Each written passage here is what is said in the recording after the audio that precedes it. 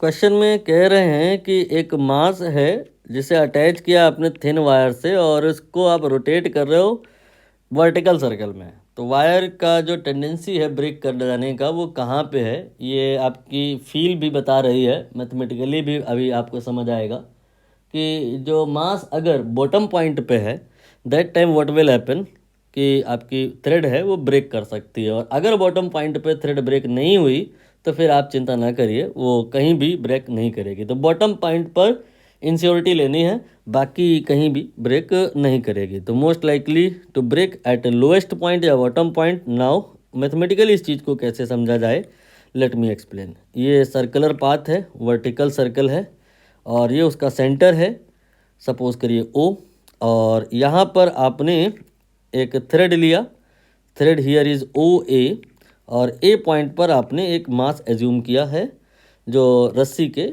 से टाइड है, बंधा हुआ है, और ये आपका जो है रोटेट कर रहा है वर्टिकल सर्कल में, मतलब थोड़ी देर बाद बी पे आएगा, फिर इसके बाद में थोड़ी देर बाद ये सी पे आएगा, और फिर इसके बाद में थोड़ी देर बाद ये डी पे आएगा। तो जब डी पे आएगा दैट टाइम इस रस्सी के टूट जाने के चांस अधिकतम हैं। वो कैसे, इसके लिए आपको थोड़ा सा फोर्स का जो बॉडी डायग्राम है, फ्री बॉडी डायग्राम है, बनाना होगा। डी पर अगर हम बात करें चाहे बी पर बात करें, दो कहीं पे भी बात करें, प्रत्येक परिस्थिति में mg के बारे में आपको संदेह नहीं करना है, वो लगेगा ही लगेगा और नीचे को ही लगेगा, राइट। अब हम बात करेंगे जो सेंट्रीफ्यूगल फोर्स है उसकी। सेंट्रीफ्यूगल फोर्स सेंटर से लगता है, बाहर की तरफ लगता है, रेडियली आउटवर्ड लगता है।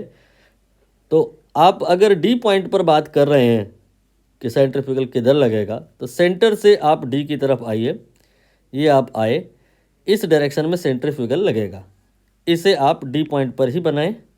अब आप इसको चेक कर लें कि ये mg के साथ किस प्रकार का बिहेव कर रहा है, ऐड होने को है या सब्ट्रैक्ट होने को है। यहाँ पर जब mv² mg के साथ जुड़ जाएगा तब ये जो रस्सी में टेंशन पैदा हुई है से इक्वेट हो पाएगा। t will be here mg then plus mv²/r।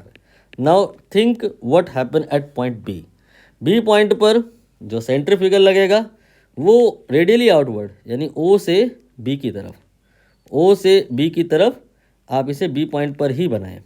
अब आप देखिए कि यहाँ पे जो टेंशन रस्सी में पैदा हुई है, रस्सी में टेंशन बी पॉइंट पर जो होगी सेंटर की तरफ होगी, बी पॉइंट को खींचने की टेंडेंसी होती है। रस्सी हमेशा ऐसा मान के चलो एंड पॉइंट को पास में लाने का प्रयत्न करती है। तो जो टी है वो यहाँ पर ध्यानपूर्वक जो देखो तो आप समझ जाओगे किस चीज़ के बराबर आएगा। टी यहाँ पर आएगा, ये आपका mg के साथ जुड़ करके mv²/r के बराबर आएगा। तो यहाँ पे जो t आएगा that will be mv²/r not plus, it will be minus mg।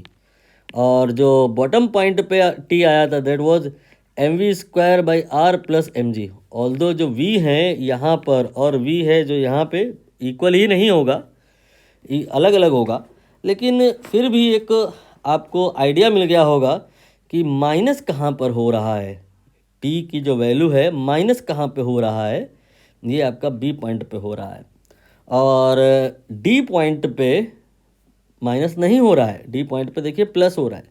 तो जहाँ माइनस हो जा रहा है वहाँ टेंशन मिनिमम होती है, और जहाँ प्लस हो जा रहा है वहाँ टेंशन मैक्सिमम होती है। तो जहाँ मैक्सिमम टेंशन है वहीं पे रस्सी के टूट जाने के चांस हैं। जो रस्सी अगर यहाँ नहीं ब्रेक हुई तो फिर पूरे पाथ में कहीं भी ब्रेक नहीं होगी।